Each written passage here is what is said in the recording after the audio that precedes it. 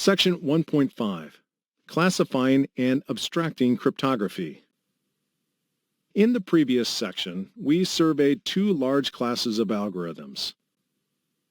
Symmetric cryptography, or secret key cryptography.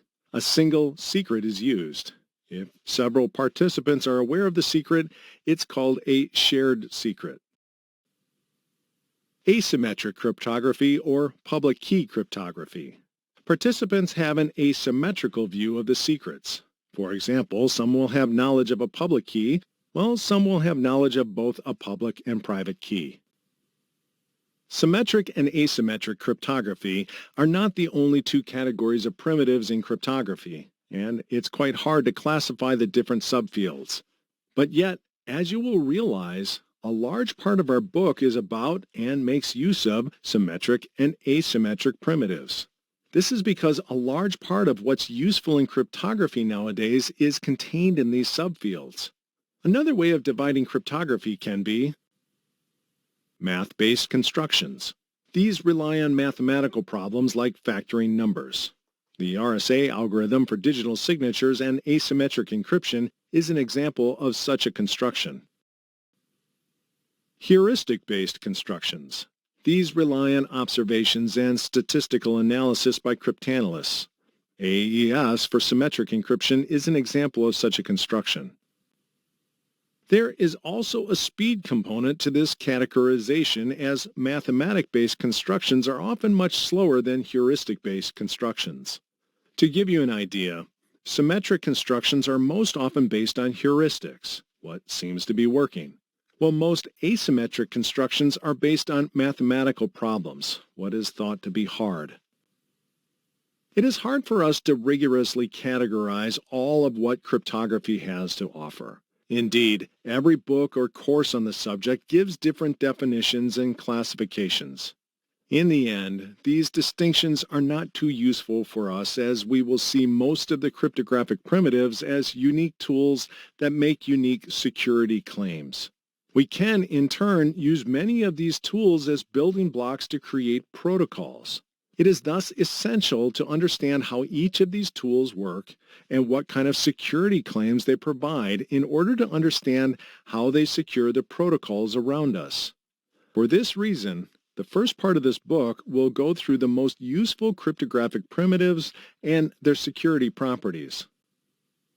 A lot of the concepts in the book can be quite complicated the first time around. But like everything, the more we read about them and the more we see them in context, the more natural they become, the more we can abstract them. The role of this book is to help you create abstractions, to allow you to create a mental model of what these constructions do, and to understand how they can be combined together to produce secure protocols. I will often talk about the interface of constructions and give real-world examples of usage and composition. The definition of cryptography used to be simple. Queen Alice and Lord Bob went to exchange secret messages. It isn't anymore. What cryptography is nowadays is quite complex to describe and has grown organically around discoveries, breakthroughs, and practical needs. At the end of the day, cryptography is what helps to augment a protocol in order to make it work in adversarial settings. To understand exactly how cryptography can help, the set of goals that these protocols aim to achieve is what matters to us. That's the useful part. Most of the cryptographic primitives and protocols we'll learn about in this book provide one or two of the following properties. Confidentiality. It's about masking and protecting some information from the wrong eyes. For example, encryption masks the messages in transit. Authentication. It's about identifying who we are talking to. For example, this can be helpful in making sure that messages we receive indeed come from Queen Alice. Of course, this is still a heavy simplification of what cryptography can provide.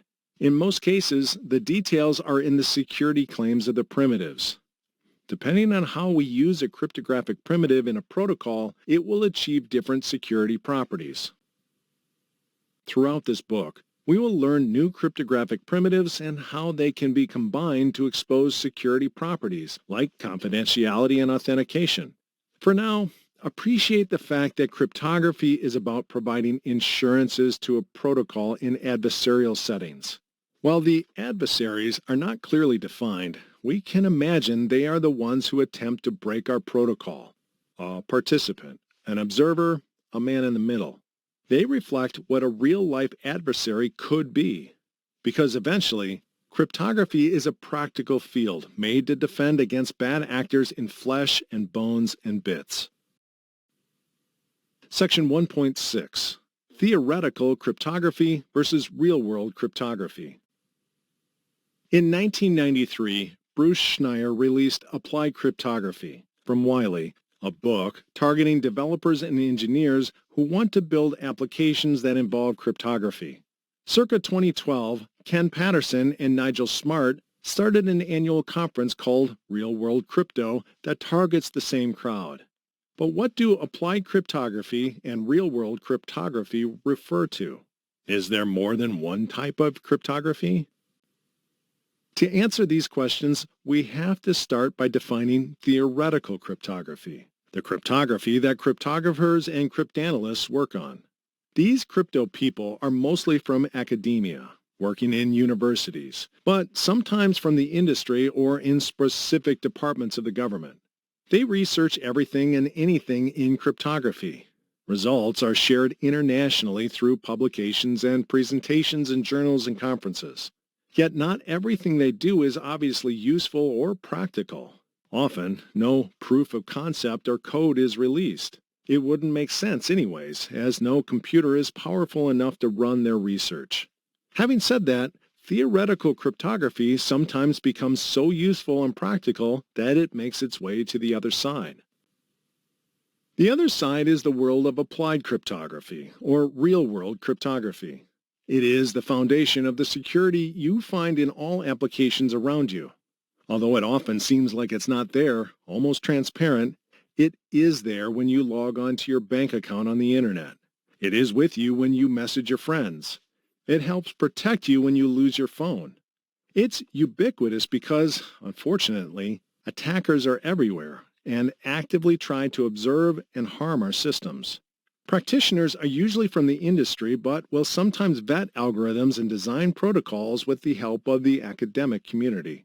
Results are often shared through conferences, blog posts, and open source software.